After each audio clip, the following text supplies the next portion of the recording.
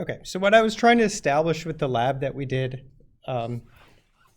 last class and what we've been discussing is that experimentally it can be shown that the force of friction depends on a couple of different things. One of the things it depends on is the nature of the two surfaces interacting.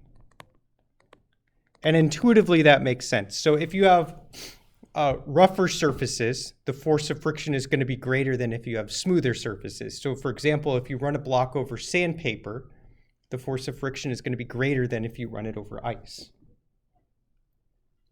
The other thing that it depends on is what we call the load. That's the force that presses surfaces together.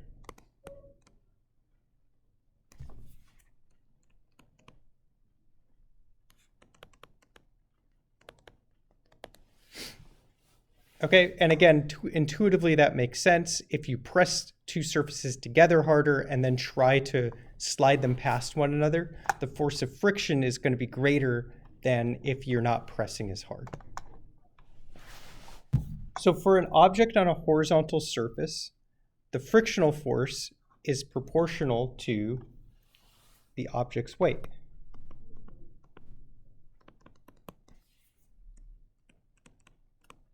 Which is the force of gravity, Fg.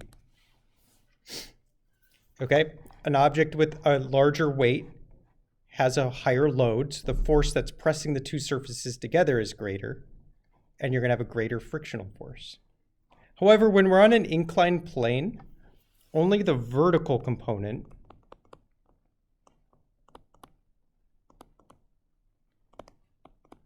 of weight, namely Fgy, contributes to the load. Okay? Because if we have our Fg,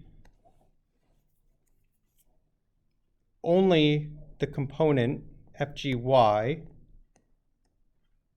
that contributes to the pressing of the surfaces together is what's contributing to the load here.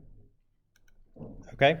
And if you recall, Fgy on an inclined plane, for example, is equal to the normal force.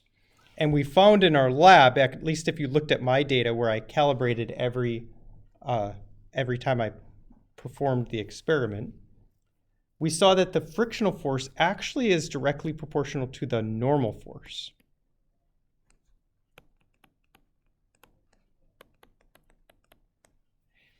The normal force is the force on the object by the surface that is pressing the surfaces together.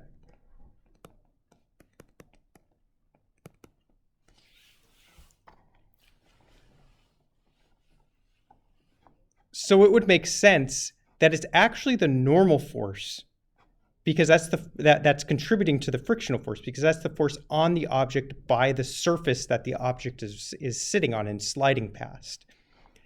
Additionally, we found that if we take the ratio of the frictional force over the normal force, we should get a constant. So for any given set of surfaces, the frictional force divided by the normal force is the constant. And we call this the coefficient of friction. And it's symbolized by the Greek letter mu. So we have a formula for static friction, which is based on this ratio. And for kinetic friction, I'm going to give you the formula for static friction, which is F sub s is less than or equal to mu s, that's our coefficient of friction times the normal force. But I really want to focus on kinetic friction. So Fk is equal to mu k times the normal force. So again, we can calculate kinetic friction just knowing the normal force and the coefficient of friction. Let's look at a couple of example problems. So the first two, we're going to be just pushing something on a flat surface, so it's going to be pretty straightforward. So here we have a box with a mass of 25 kilograms, and it's being pushed along a flat surface at a constant velocity with a force of 10 newtons. Okay, so if we have a constant velocity, I know my acceleration is 0 and my net force is 0. And so that means all of my forces have to balance out. So if I were to draw a free body diagram over here, I have Fg, and that's on the box by Earth. And I know that since I'm on a flat surface that my normal force, Fn, has to be equal and opposite to my gravitational force. This is on the box by the surface. And I'm told I'm pushing. So I have Fp, that's on the box by presumably a person.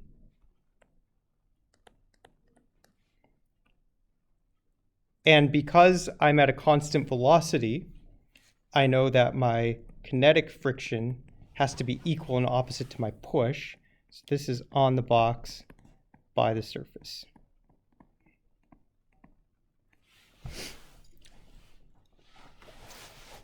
Now I know that kinetic friction equals mu times the normal force.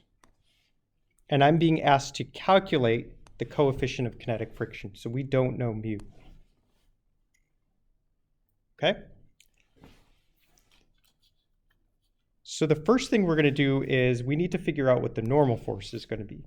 I know the normal force is going to be equal and opposite to the gravitational force. So we can calculate Fg is mg. I know my mass is 25 kilograms. G is 9.8 newtons per kilogram. And so that gives me a gravitational force of 245 newtons. And I'm rounding to 3 numbers. So that means my Fn also has to be 245 newtons.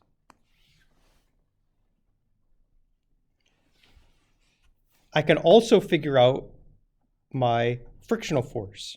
So I know that my net force is 0. So I know that my frictional force has to be equal and opposite to my push. And I'm told that my push is 10 newtons. So that means that Fk also has to be 10 newtons. So here I can just plug everything in. 10 newtons equals mu times, whoops, I know the normal force is 245.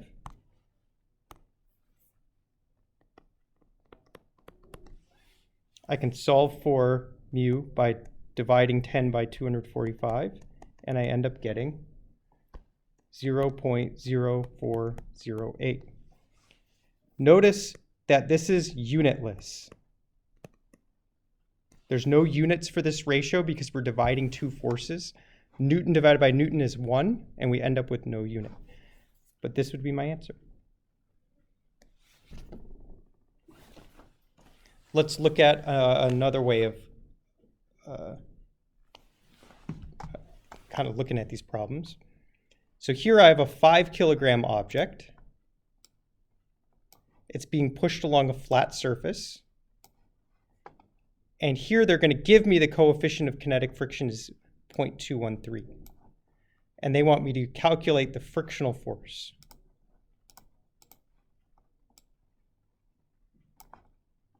Okay. I always suggest draw a free body diagram first. So we have Fg is equal to mg. My mass is 5 times 9.81. So that gives me 49 newtons. I know that since I'm on a flat surface, my normal force has to be equal and opposite to my gravitational force, so that also has to be 49 newtons. Now, they tell me I'm pushing, but they don't tell me what the magnitude of the push. Okay? They also say there's friction, but I don't know the magnitude of the friction. However, we can calculate that really easily using that formula, Fk equals mu k times Fn. I'm given the coefficient of friction. And we just calculated the normal force of 49 newtons. So we just have to multiply those two together, and we get 10.4 newtons. And that's our answer.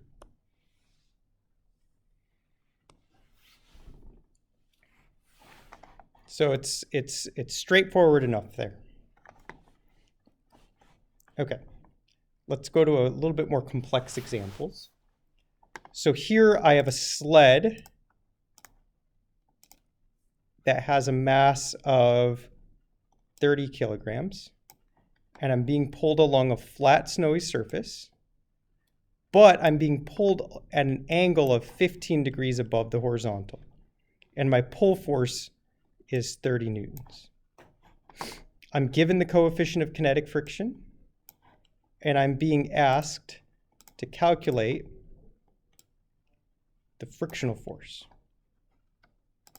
Okay, so you know that the end equation you need to use is Fk equals mu k times Fn. I'm given the coefficient of friction. I need to calculate the frictional force, so what I need to do is figure out the normal force. Now, because I'm being pulled at an angle, my sled is being pulled at an angle, this angle tells me that Fn is not equal to Fg. So we're going to have to do some further calculations. You can start with your free body diagram. You know that there's Fg, and that's mg, which is 30 times 9.81. And that gives me 294 newtons. I know that there's a pull force. I'm going to call it Fp. You can call it Fa for applied. And so that's 30 newtons. There's still a normal force, but we don't know the magnitude of that. And there is a kinetic friction force, which we don't know the magnitude of. We also know that the pull force is at 15 degrees. So what we can actually do is split the pull force into its x and y components.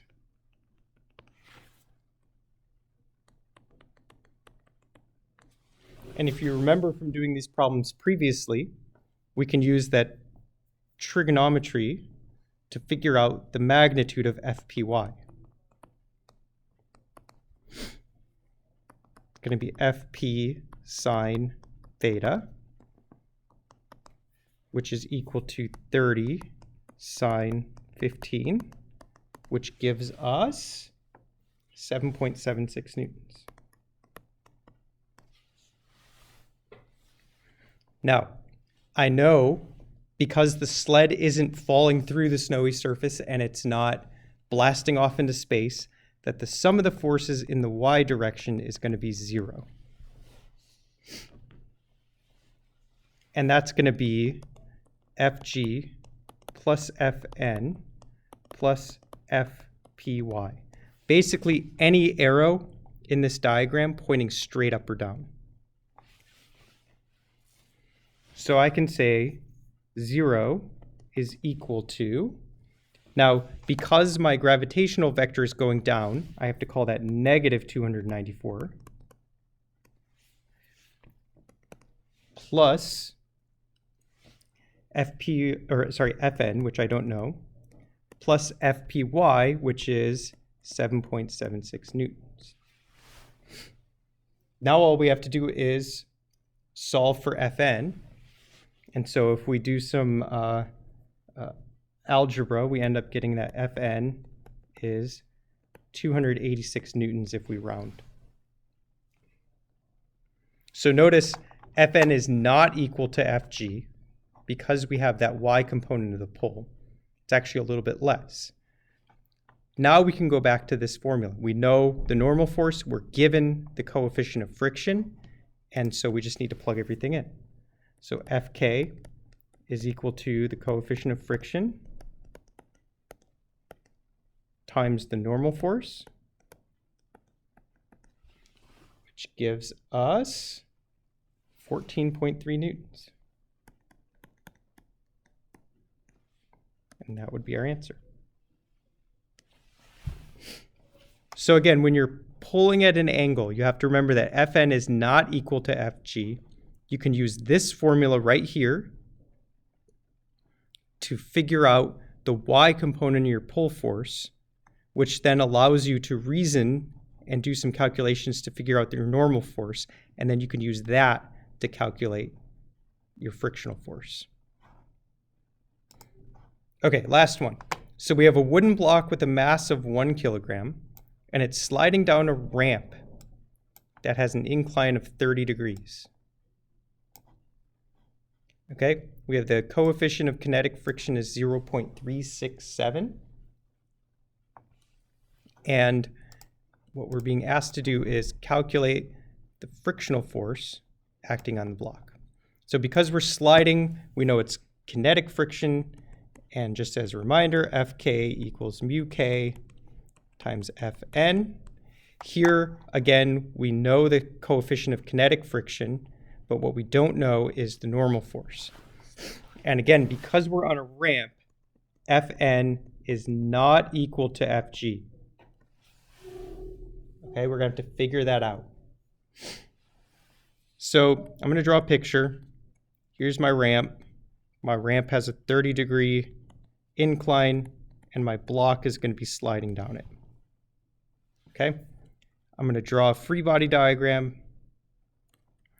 Fg equals mg, which is 1 times 9.81, which gives me 9.81 newtons. My normal force is going to be perpendicular to the surface. So this is going to be my normal force. And my frictional force is going to be opposite to the direction of motion. So because my block is sliding down the ramp, my frictional force is going to be going back up the ramp. Now, this is the type of thing where we have to reorient ourselves and say that this is my y-axis, and this is my x-axis. And what that allows us to do is split up the gravitational force into its x and y components. So we can make a right triangle. This is FGY, and this is FGX, and that's my right angle. And again, we can use all that geometry to say that this angle right here, this angle right here is 30 degrees.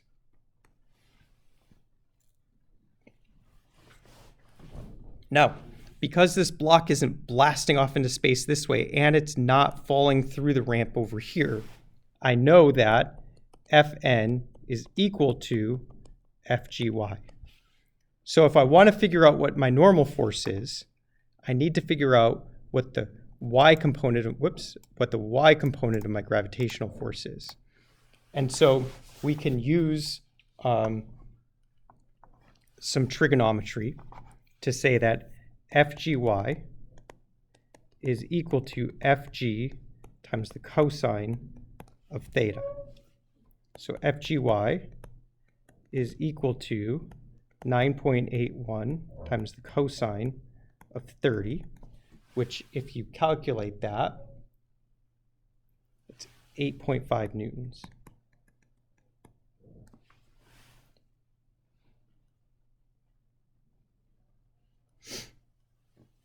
And since Fgy is equal to the normal force, that means the normal force is also equal to 8.5 newtons.